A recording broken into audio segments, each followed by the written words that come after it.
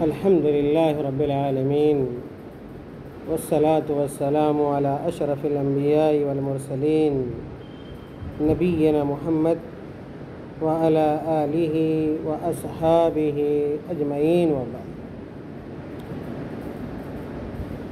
أيها الأعزة والإخوة الأفاضل، أولا أحمد الله وأشكره بأنه وفقني بالحضور والمشاركة في هذه الحفلة الخطابية الطلابية الأسبوعية. وبعد حمد الله وشكره أشكر جميع قائمي هذه الحفلة الأسبوعية، ولعل هذه الحفلة من أول حفلات أشارك فيها الحفلة العربية، فأقول بهذه المناسبة الطيبة وأذكر لكم شيئين مهمين أو نقطتين مهمتين المتعلقتين بأساليب أو بوسائل الدعوة. ولا يخفى عليكم بأن الخطبة من إحدى وسائل الدعوة إلى الله تعالى، ومن لا يجيد هذه الوسيلة لا يكون متأهلا لإبلاغ هذا الدين إلى الناس. فالنقطة الأولى أو الوسيلة الأولى للدعوة إلى الله تعالى التي ذكرها العلماء في كتبهم، وهي القدوة الحسنة. فعلى الداعية والخطيب والطالب الذي يريد أن يكون داعيا أو داعية ماهرا في حقل الدعوة أو في ميدان الدعوة، فعليه أن يتصف بهذه الوسيلة النافية الممتية كما أشرت إليها أو إلى هذه الوسيلة، وهي القدوة الحسنة. والقدوة الحسنة هي وسيلة من أنجه الوسائل في الدعوة إلى الله. فإذا كان الداعية إلى الله تعالى قدوة حسنة فيما يدعو إليه، فإنه يؤثر في الناس بعمله، وشخصيته. وعلى العكس، أي لو خالف في بناء شخصيته، فإن انحراف المؤمن وسوء خلقه من أهم الوسائل التي تسد الناس عن الإسلام وتبعدهم عن طريقه المستقيم، لأن الناس ينظرون إلى الإسلام من خلال من يدعو إليه، أي من خلال الداعية، من خلال الخطيب، من خلال الطالب، من خلال العالم، الذي يدعو الناس إلى الدين. فإن كان قدوة حسنة في نفسه عملا وقولا فإن كلامه ينفذ إلى القلوب كالسحر، لأنه بمثابة الطبيب، لأنه أي الخطيب والداعية والعالم بمثابة الطبيب التي يشخص الداء، بمثابة الطبيب الذي يشخص الداء ويصرف الدواء المناسب. فأنتم الأطباء أيها الخطباء والطلبة، فأنتم الأطباء، أنتم تشخصون الداء وكذلك تصرفون الدواء المناسب للناس. والرسول صلى الله عليه وسلم هو القدوة الحسنة، والرسول صلى الله عليه وسلم هو القدوة الحسنة للدعاة في عصرنا الحاضر والغابر كذلك، وقد أمرنا الله بالاقتداء به في أقواله وأفعاله وأحواله. قال تعالى: لقد كان لكم في رسول الله أسوة حسنة لمن كان يرجو الله واليوم الآخر وذكر الله كثيرا. والخلاصة على الدعاة وللدعاة القدوة الحسنة في صحابة رسول الله صلى الله عليه وسلم بعد النبي صلى الله عليه وسلم، وللدعاة القدوة الحسنة في صحابة رسول الله صلى الله عليه وسلم ورضي عنهم أجمعين، فقد كانوا القدوة الصالحة في العبادة والأخلاق، في العبادة والأخلاق والشجاعة والثبات على الحق، فهم خير القرون قرنا. الصحابة رضي الله عنهم هم خير القرون هديا وأفضل الأصول قدوة لنا وللجميع. وبهذه القدوة الحسنة انتشر الإسلام، وبهذه القدوة الحسنة انتشر الإسلام شرقا وغربا، ودخل الناس في دين الله أفواجا بفضل ما تميز به الصحابة رضوان الله عليهم من قدوة طيبة وأخلاق حسنة وصدق وأمانة وحسن معاملة. هذه النقطة الأولى، هذه كانت النقطة الأولى. الآن نتقدم إلى النقطة الثانية، وهي النقطة الأخيرة، وهي النقطة الأخيرة بهذه المناسبة الطيبة من وسائل الدعوة إلى الله، التبليغ بالقول، التبليغ بالقول. ولا يخفى عليكم بأن القول هو الأصل في تبليغ الدعوة إلى الله تعالى. القول هو الأصل في تبليغ الدعوة إلى الله تعالى، فالقرآن الكريم هو قول رب العالمين، نزل به الروح الأمين على قلب محمد صلى الله عليه وسلم ليكون به التبليغ.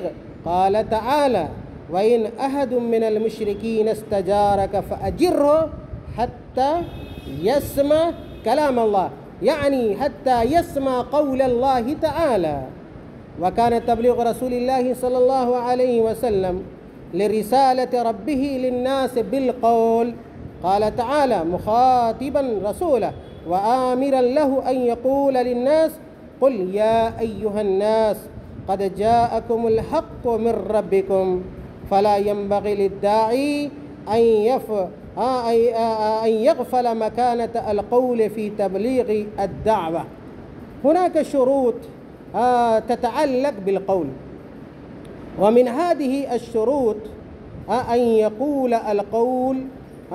يقول القول واضحا بين. رأيت في هذه الحفلة أتى أو جاء كثيرا من الطلاب وأخطأوا في العبارة، وأخطأوا في العبارة. فهذه النقطة تشير إلى هذا الخطأ، أن يقول القول واضحا بينا لا غموض فيه ولا إبهام، مفهوما عند السامع، أن يكون القول مفهوما لدى السامع أو عند السامع، لأن الغرض من الكلام إيصال المعاني المطلوبة إلى من يكلمه الداعي، فيجب أن يكون الكلام واضحا غاية الوضوح، أن يكون الكلام واضحا غاية الوضوح. والنقطة الثانية أن يكون الكلام خاليا من الألفاظ التي تحتمل حقا وباطلا وخطأ وصوابا. وعلى الداعية وأنتم الطلاب الدعاة فعليكم أن تستعملوا الألفاظ الشرعية من القرآن والسنة والمستعملة عند علماء المسلمين، لأن هذه الألفاظ تكون محددة المعنى وواضحة المفهوم، خالية من أي معنى باطل قد يعلق في ذهن المدعو. وهناك شروط تتعلق في القائل أو بالقائل، ومن هذه الشروط الشرط الأول: يجب على الداعي والخطيب أن يتأني في كلامه فلا يسرع. رأيت بعض الخطباء الذين جاءوا إلى المنصة أسرعوا في الخطبة، وهذا مخالف للخطيب الناجح. فعلى الداعي أن يتأني في كلامه فلا يسرع، بل يتمهل حتى يستوعب السامع كلامه ويفهمه. فعن أنس رضي الله تعالى عنه يقول أن النبي صلى الله عليه وسلم كان إذا تكلم، كيف كان النبي صلى الله عليه وسلم يتكلم ويخطب؟ يشير إليه هذا الصحابي الجليل أنس بن مالك رضي الله تعالى عنه أن النبي صلى الله عليه وسلم كان إذا تكلم بكلمة أعادها ثلاثا حتى تفهم عنه هذه الكلمة. وإذا أتى قوم فسلم عليهم كم مرة؟ سلم عليهم ثلاثا. والحديث يدل على ماذا؟ والحديث يدل على أن يكون الداعي أو الداعية والخطيب متمهلا في قوله غير مسرعا في خطبته. والرقم الثاني أن يبتعد الداعي عن التكلف، لا يتكلف في أداء خطبته أو في إلقاء خطبته. يقول أن يبتعد الداعي عن التكلف والتعاظم في نطقه. فعن ابن مسعود رضي الله عنه يقول قال النبي صلى الله عليه وسلم: هلك المتنطعون قالها ثلاثا. والمتنطعون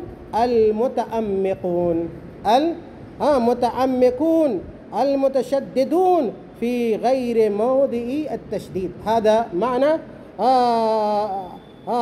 هذه الكلمة المتنطعون. والثالث أن يبتعد الداعي عن الاستعلاء للمدعو واحتقاره وإظهار فضله عليه، وإنما عليه أن يكلمه بروح الناصح. والخطيب لابد أن يكون ناصحا واعدا، لا يكون الخطيب مستعليا على المدعو، وإنما عليه أن يكلمه بروح الناصح المخلص المتواضع الذي يدل غيره على ما ينفعه. والرقم الرابع أن يتلطف الداعي بالقول، أن يكون لطيفا رحيما بالقول، أن يتلطف الداعي بالقول فيستعمل في كلامه وخطابه ما يثير الرغبة المدعو إلى السامع، وخير دليل على ذلك ما حكاه القرآن الكريم على لسان سيدنا إبراهيم عليه الصلاة والسلام. قال الله تعالى: إذ قال لأبيه، إبراهيم عليه الصلاة والسلام يقول لأبيه، إذ قال لأبيه: يا أبت، يا أبتي لما تعبد ما لا يسمع ولا يبصر ولا يغني عنك شيئا. هذا خطاب إبراهيم عليه الصلاة والسلام للمدعو، وهو أبوه رضي الله عليه الصلاة والسلام. والنقطة الأخيرة والختامية، هناك أنواع القول، هناك أنواع القول، ومن هذه الأنواع الخطبة،